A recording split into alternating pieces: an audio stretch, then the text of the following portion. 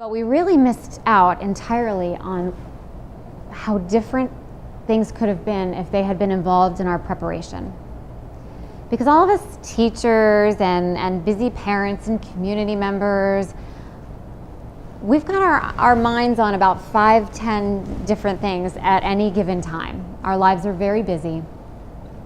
And many of us just don't have the kind of mindset or personality profile, to be honest with you, to even fathom things like this. But there's a reason we all have our gifts, and there's a reason we all have our disciplines and our professions. And when we look back on this is something that we really wish we would have tapped into.